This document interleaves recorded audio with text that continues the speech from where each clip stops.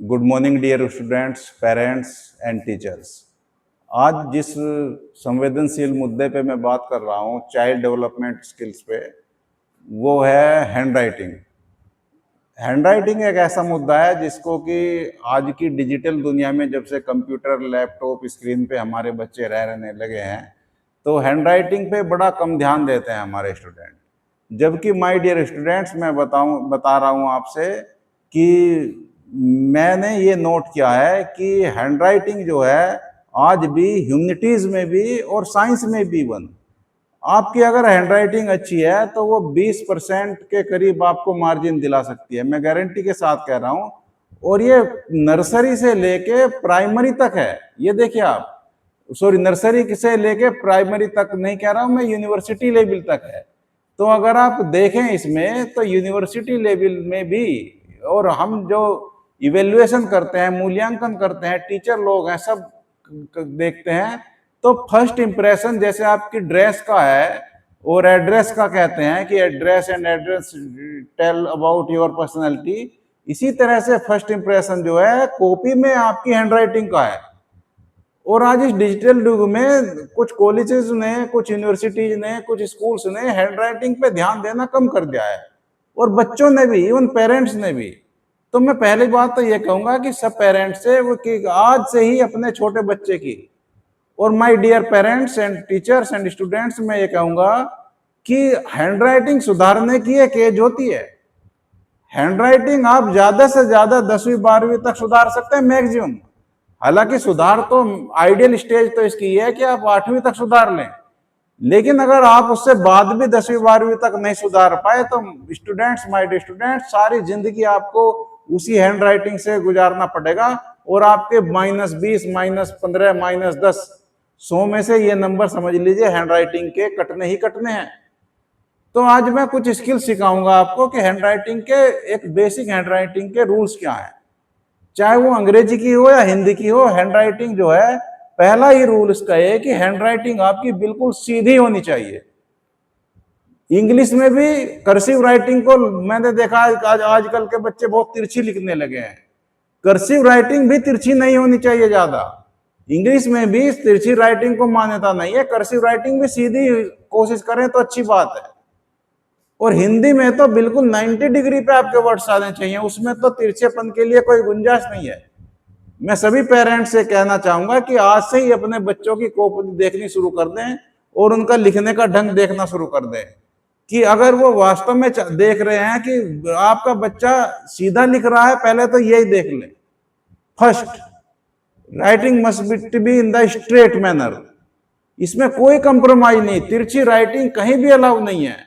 भले ही आप कितनी सुंदर बना ले, लेकिन तिरछी राइटिंग तिरछी रहेगी। दूसरा जो है हैंड राइटिंग का दूसरा जो स्किल है, मैं बताऊंगा कि writing must be note in the small size. Writing छोटी ना हो आपके बच्चे की, ये ध्यान देखिए। देखिए, कॉपी छोटे बच्चे तो लाइन वाली कॉपी पे लिखते हैं, और मैं बताऊंगा कि लाइन अगर ऐसी है, मैं बोर्ड से समझा रहा हूं आपको कि लाइन अगर ऐसी है, देखिए ऐसी लाइन है, तो आपके बच्चे की राइटिंग जो है ये इतनी आनी चाहिए कि वो टू थर्ड लाइन को घेर रही हो। समझ रहे हो ना आप? अगर लाइन ऐसी है, ये लिखा रहा हूं मैं, तो 2/3 लाइन को वो घेरनी चाहिए। और उसमें ये ना हो कि आप जो है एक तरह से उसको यहां टांग दें, ऐसे ऐसे नहीं लिखना है।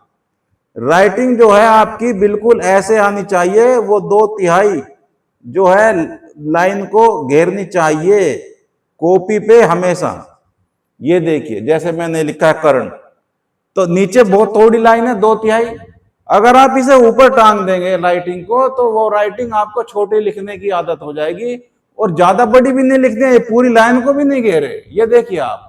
लेकिन अगर पूरी लाइन को नहीं घेरे तो भी आप समझ लीजिए कि 2/3 को घेरे, और राइटिंग सीधी आनी चाहिए बिल्कुल। देखिए ऐसे, आप देखिए ये राइटिंग सीधी है, ऐसे मैंने ऐसे लिखा है, ठीक है ना। अब ये ऐसे आनी चाहिए, और अंग्रेजी की राइटिंग भी ऐसी आनी चाहिए, बिल्कुल ऐसे।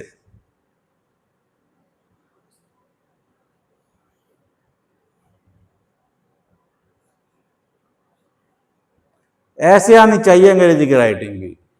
भले ही आप धीरे धीरे प्रैक्टिस करें, वो सीधी होनी चाहिए। तीसरी चीज जो राइटिंग की है वो ये है कि राइटिंग जो है हमेशा, राइटिंग का क्या करना है आपको कि राइटिंग हमेशा जो है वो गैप देके लिखनी चाहिए। थोड़ी थोड़ी दो वर्ड्स के बीच में एक गैप आना चाहिए, और गैप ज्यादा भी ना हो। देखिए जैसे मैंने लिखा है कि गैप जो है वो ज्यादा भी ना हो कि आप एक वर्ड यहां लिख दे, यहां ऐसे नहीं लिखना है आपको। गैप जो है वो बहुत, और यहां भी नहीं लिखना है एकदम से यहां लिख दें आप, ऐसे नहीं लिखना है आपको। राइटिंग का जो गैप है वो इतना होना चाहिए कि ना ज्यादा हो और ना कम हो, ऐसे।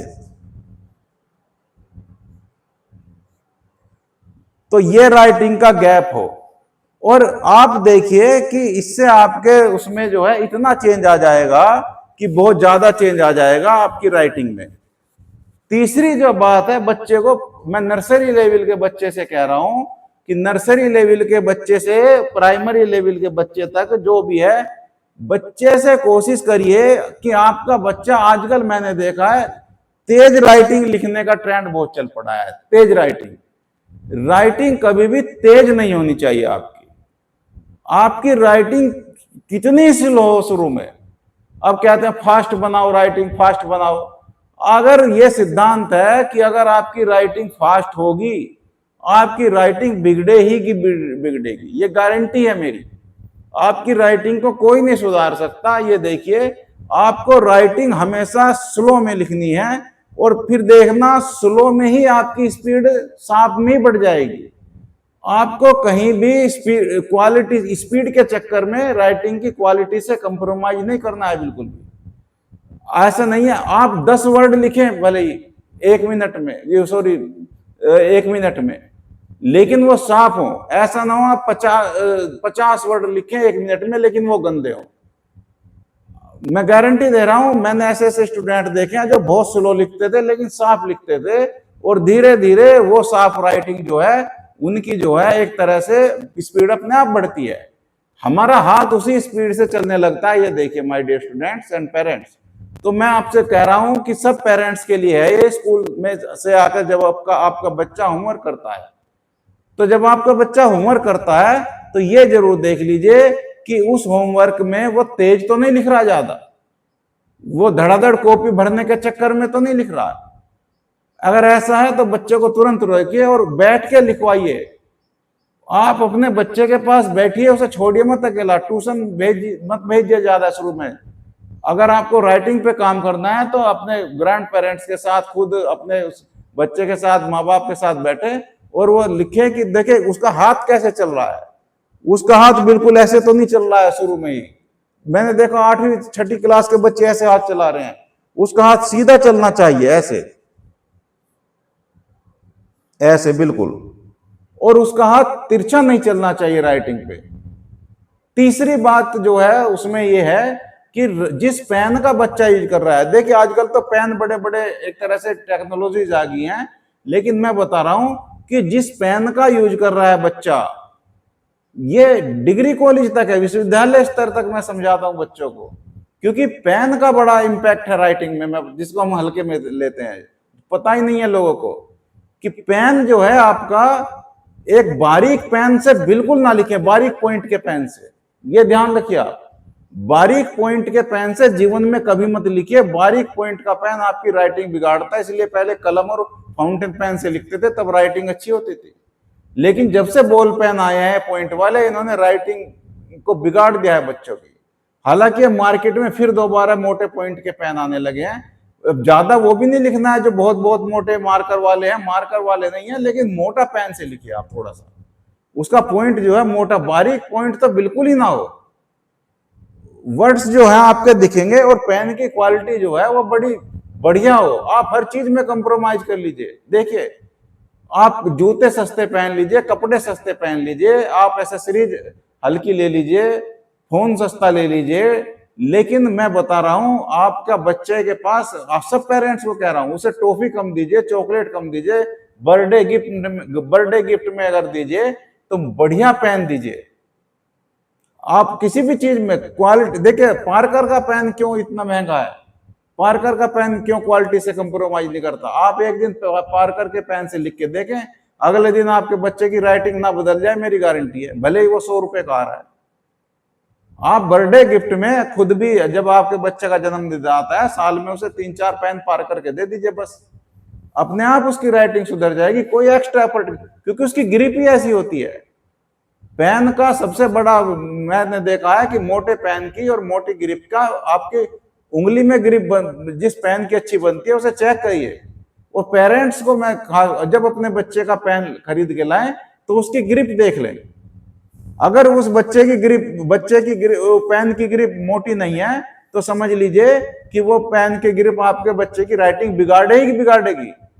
इसीलिए पार्कर के पेन महंगे हैं। देखना, बच्चों और पेरेंट्स के लिए कह रहा हूं, पार्कर का पेन यूज करके देखिए, आप देखिए उसकी ग्रिप कितनी बढ़िया बनती है, उससे स्पीड भी आएगी और पेन जो है वो भागेगा भी नहीं। चौथा जो मैंने देखा है, सबसे आज से ही शुरू कर दीजिए इस पे काम, देर मत कीजिए बिल्कुल भी। आज से ही अपने बच्चे को इन चीजों पे, राइटिंग पे चेक करिए। 20% का मार्जिन ले लेगा आपको बच्चा, मैं बता रहा हूं एग्जामिनेशन में, 20% का। तीसरी जब बात है कि आजकल एक बहुत ट्रेंड चला है कि कॉपियां साहब हम महंगी महंगी यूज करने लगे हैं। कॉपियां इतनी महंगी महंगी यूज करने लगे हैं कि रजिस्टर आने लगे, वो 100 रुपए के रजिस्टर आने लगे, और वो रजिस्टर जो हैं बड़े बड़े होते हैं, और वो रजिस्टर चिकने पेज के और बढ़िया क्वालिटी के होते हैं। या फिर दो ट्रेंड चलने लगे कॉलेजों में, स्कूलों में मैं देखता हूं, एक रफ कॉपी और एक fair copy. My dear parents and teachers, rough copy और फेयर कॉपी का कोई चक्कर ही नहीं होना चाहिए। There is no rough. आपने बच्चे को अगर बता दिया कि ये रफ कॉपी है तो रफ कई तरह लिखेगा वो उस पर। आपने अगर बच्चे को बता दिया फेयर कॉपी है, वो फेयर की तरह लिखेगा, तो इसका मतलब आपके बच्चे की दो स्पीड बन गई, एक रफ बन गई, एक फेयर बन गई, जो कि गलत है। आपका बच्चा इस डिलेमा में रहेगा फिर बाद में आके कि रफ लिखूं या फेयर लिखूं, तेज लिखूं या स्लो लिखूं। इसका मैं इसका सुलझाव बता रहा हूं आपको कि आपको रफ नहीं बनानी। पहले तो कभी भी जीवन में बच्चे को मैं बता रहा हूं, ये ट्रेंड चल पड़ा कि साहब मैथ की कॉपी, चलो मैथ की ले लीजिए एक रफ कॉपी बस, साइंस की कोई कॉपी रफ ना ले, ह्यूमैनिटीज की, Hindi, English, social science, SST की कोई कॉपी रफ ना ले। और मैं बता रहा हूं आपको, कोई भी कॉपी रफ ना ले साइंस मैथ के अलावा। और इसका मैं बता रहा हूं इसका सॉल्यूशन क्या है। सब लोग 100 रुपए का रजिस्टर नहीं खरीद सकते, और वो खरीदना भी नहीं चाहिए, क्योंकि उसका पेपर बहुत चिकना होता है और वो व्हाइट होता है अल्ट्रा, और उस पर ग्रिप नहीं बनती पेन की।